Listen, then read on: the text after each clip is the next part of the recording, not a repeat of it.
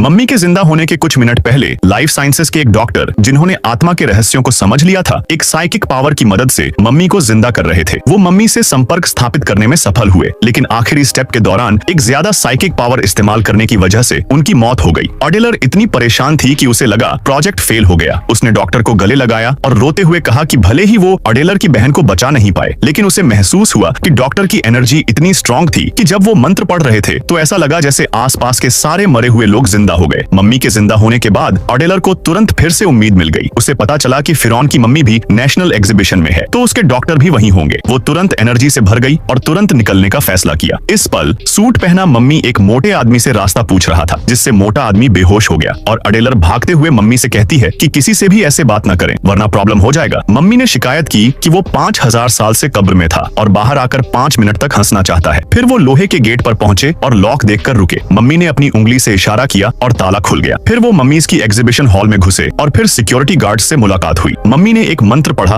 और गार्ड्स सो गए। अडेलर से रहा नहीं गया और उसने कहा, तुम लोगों को उठाते नहीं हो, लेकिन बेहोश करने में एक्सपर्ट हो। आगे जाकर उन्होंने आखिरकार सोए हुए फिरौन से मुलाकात की। 5000 साल से सोए हुए फिरौन ने अपने ताबूत से उठकर अंगड़ाई ली। मम्मी ने जल्दी से अडेलर का परिचय दिया, जिसने सबको जिंदा किया था, लेकिन उसे एक मदद चाहिए थी। अडेलर को फिरौन के पर्सनल डॉक्टर को अपनी बहन के इलाज के लिए उधार लेना है। फिरौन खुश नहीं हुआ। उसने बोला, तुमने मुझे इतनी मामूली बात के लिए क्यों जगाया? अडेलर ने फिरौन को अपनी बहन की तकलीफ के बारे में बताया तो वो रोने लगी और मम्मी उसे चुप कराने के लिए आगे बढ़ा। उसने फिरौन की तरफ मिन्नत भरी नजरों से देखा। तब फिरौन ने अपने पर्सनल डॉक्टर को बुलाया। अडेलर ने फिरौन को धन्यवाद कहा। डॉक्टर ने स्थिति का करीब से मुआयना किया और बहन की बीमारी की वजह बताई। उसने जोर देकर कहा कि अगर वो हेडपिन हटा दी गई तो वो मर जाएगी। अडेलर ने गुस्से में डॉक्टर पर हत्या का आरोप लगाया, लेकिन मम्मी ने उसे रोक दिया। उसने अडेलर से कहा कि डॉक्टर के काम में दखल ना दे। फिर उन्होंने हजारों साल पुराने गुप्त मरहम को डिस्प्ले केस से निकाला। उसके बाद उन्होंने बहन को एक स्टैंड पर लिटाया। उन्होंने उसकी बहन के घाव पर कई महंगे मसाले डाले। उसके बगल में रखी मम्मी से सफेद कपड़ा निकाला और लड़की को पट्टी बांधी। डॉक्टर का काम होने के बाद अडेलर भागकर अपनी बहन को देखने गई, जिसने कुछ बार चीखने के बाद अचानक उठकर बैठ गई। उसने अडेलर को बताया कि उसने टेनिस बॉल बहुत जोर से मारा था। अडेलर ने खुशी से अपनी बहन को गले लगाया।